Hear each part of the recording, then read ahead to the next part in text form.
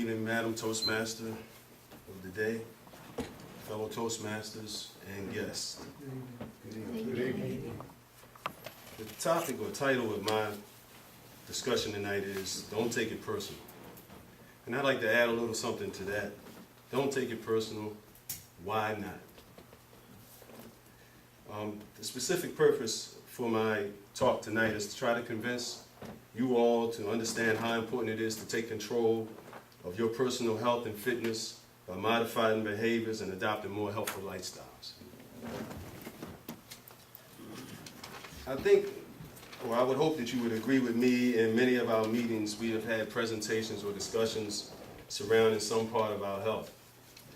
We've heard about bad backs. David Weeson told us about his experience in having his bad back and how he was affected in the day that he couldn't get up out of the bed and things like that. We also heard from Robert, who spoke to us about his experience with having a stroke and those type of things, and a host of other elements that we've heard of.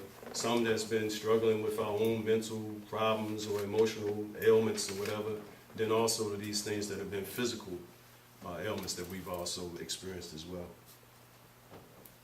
I guess these may all be subliminal signs that we are reaching that part of our lives where our past indiscretions are catching up to us.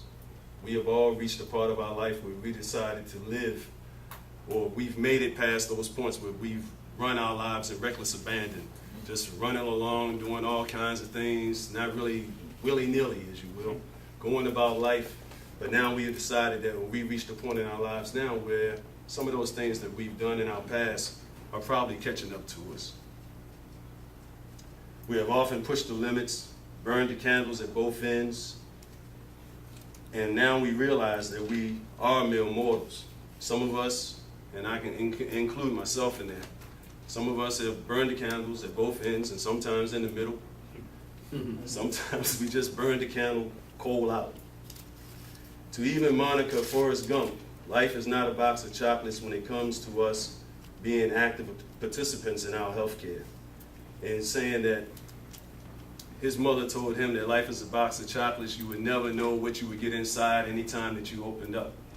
And I always seem to punch my finger into the one with that cherry stuff that I really never liked that much. Let's hope that with our health care and our health situation that this isn't the way that we approach that. It's good to understand that participation in our own well-being is a must. And as this says, let's take it personal, because it's strictly personal on how we approach ourselves, the things we do, our behaviors that we participate in, those things, whether we choose to develop more active lifestyles and be more participatory in what we do, and how much of a life we're going to have, a more healthful and happy life in that.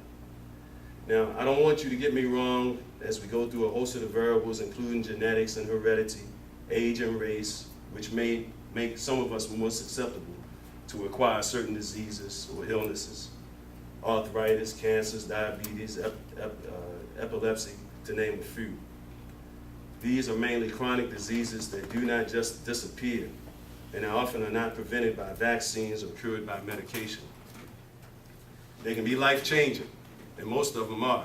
They can be life-changing, changing your life forever, altering the course of how you go about your day-to-day living.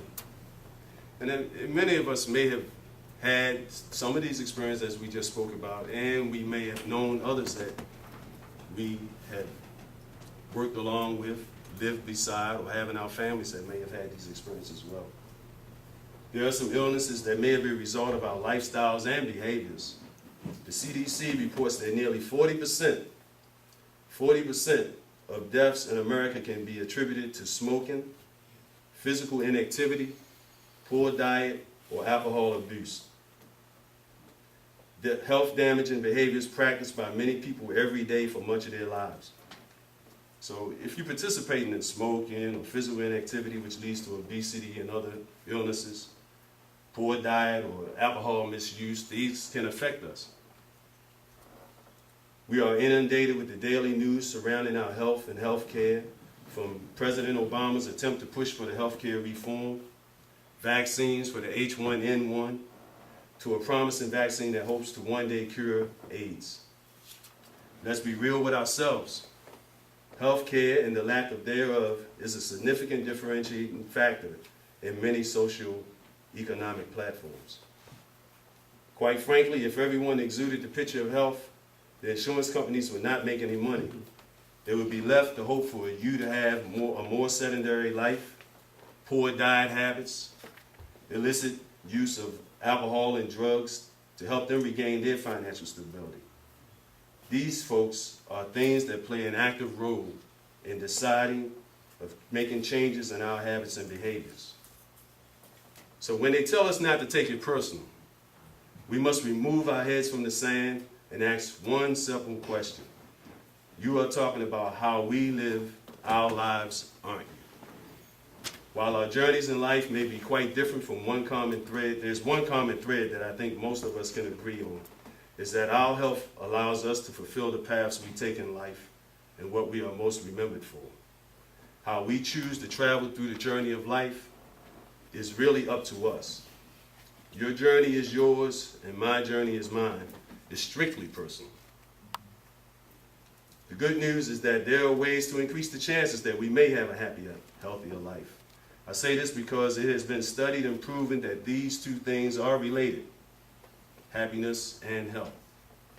Yes, a life free from illness, disease, and prescription drugs will significantly increase your zest for life. You can make the change by incorporating a personalized health program to include physical activity and good nutrition.